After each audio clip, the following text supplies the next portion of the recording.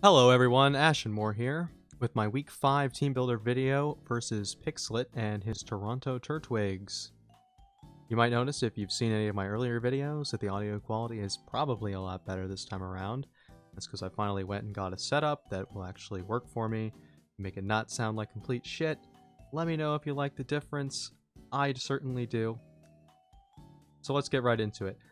I'm going to use pretty much a different format every single week until I get something that I feel kind of is entertaining to watch and pretty explanatory. I don't think I really like it when you just go through each Pokemon individually, so I'm just going to talk from a meta standpoint about how I'm going to approach my battle. The Pokemon I'm going to be bringing are on the left-hand side of the screen at the bottom, and the Pokemon that are on my opponent's team are on the right-hand side of the screen. Now, in this battle, just to kind of start things off, his team does have a glaring weakness. It's full of threats, and some of them are top tier, but he doesn't have a single fairy or steel type Pokemon whatsoever. So Kingdra is going to sweep through this team. There's nothing to resist a dragon type stab move at all. And he also has Garchomp, which is going to take, super effective damage from it, and Goodra. Interestingly enough, Assault Vest Goodra is specially defensive enough to completely wall a special variant of Kingdra, which is what I've been running the entire time up till now. But a physical type will kill Kingdra, or will kill Goodra every single time, so I'll be running for sure physical Kingdra, Adamant Nature, Outrage and Waterfall are the only attacks that it needs. Dragon Dance, because if I can set Dragon Dance up, I can OHKO literally everything. And Protect is basically there for Mega Medicham.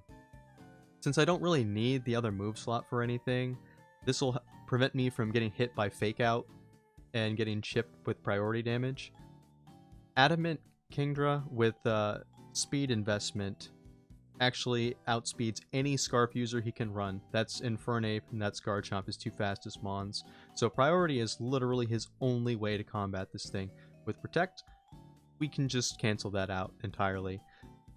Now, in the event we're Outrage locked at the time, that's fine too, because Fake Out will knock us out of Outrage, and then we won't get the confusion.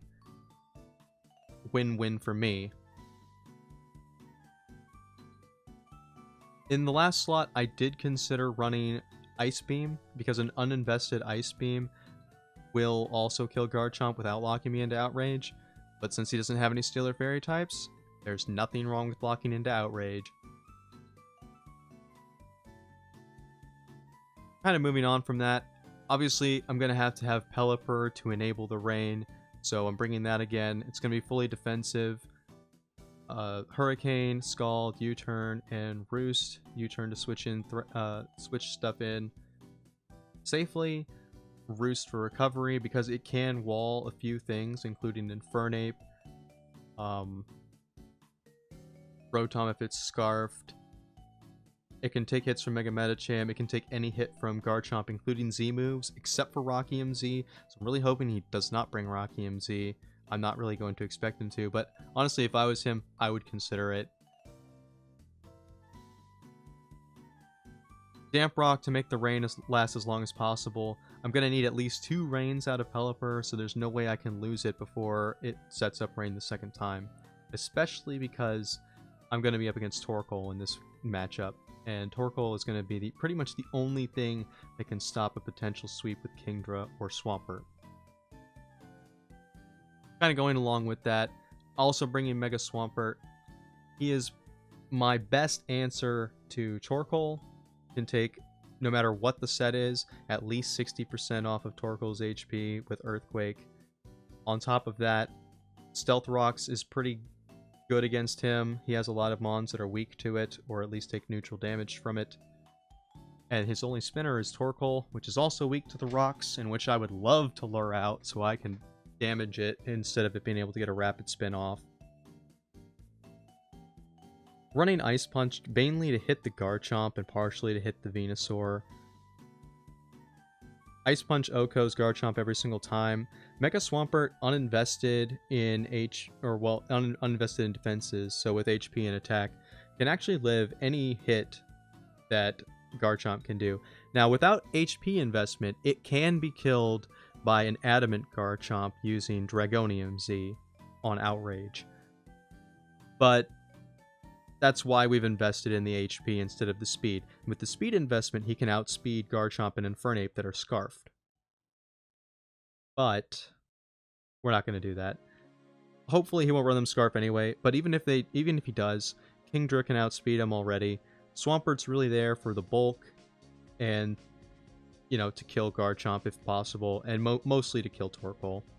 He can also deal a pretty huge amount of damage to Goodra with Earthquake or Ice Punch, so there's also that.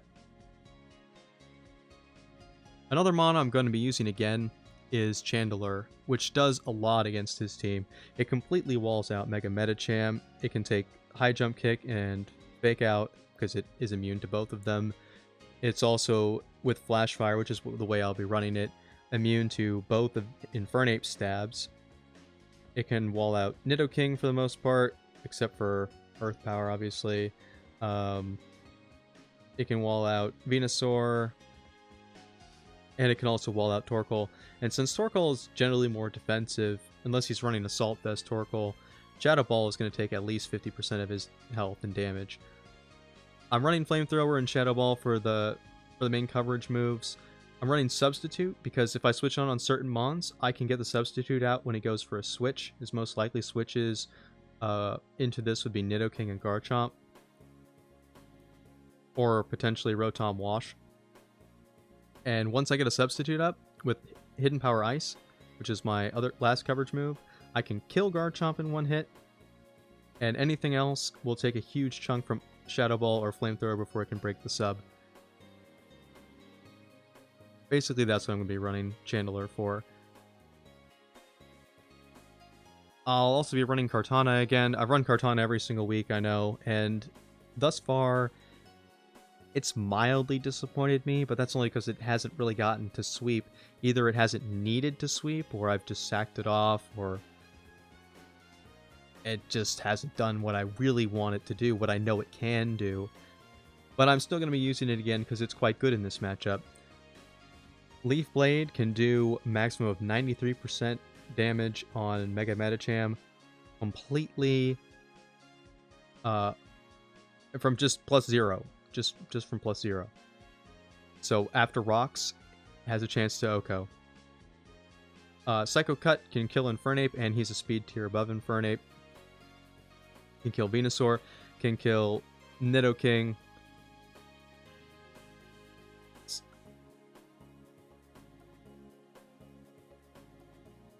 Sacred Sword is there for the Exploud if he decides to bring Exploud. I really hope that he doesn't bring Exploud, but he very well could. And if he runs Spec Exploud with Boom Burst, it kills a lot of stuff, a lot more stuff than I would have thought that it would kill. Obviously, Chandelure can kind of wall that, so another reason to bring Chandelure is predicting the Boom Burst from Specs. But it also dies instantly to Sacred Sword, so not that big of an issue. Smart Strike is just there to hit stuff that the other things don't hit with Stab. Just your standard physical sweeper Kartana build.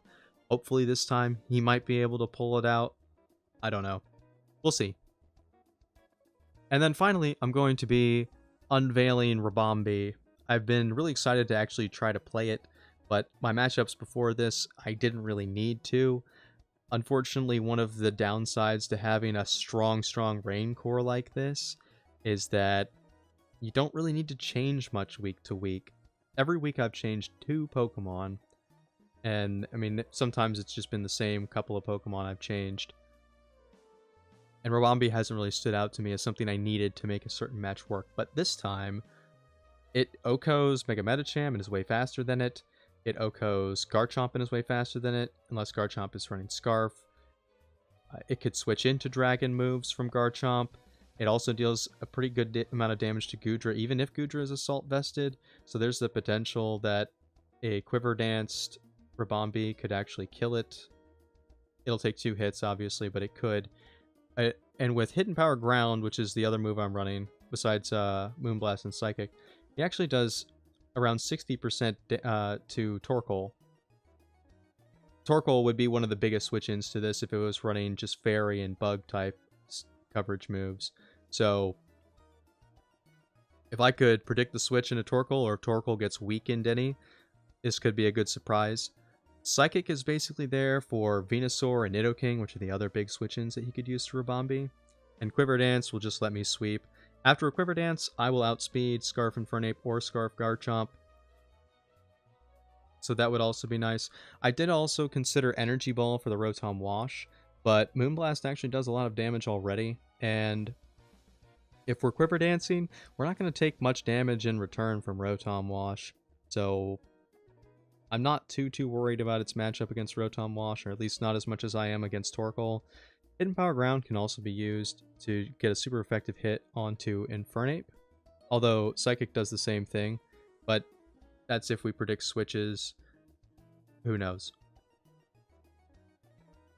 So that's mostly what I'm going to bring. I kind of expect him to run something like Special Infernape, because Vacuum Wave can actually have a chance to kill Kartana, because it's a neutral hit with Stab, and Kartana's special is literally 0. So definitely thinking he'll bring that. Rotom Wash is pretty good against my team with the Water Electric typing and stabs. Venusaur is a great defensive pivot.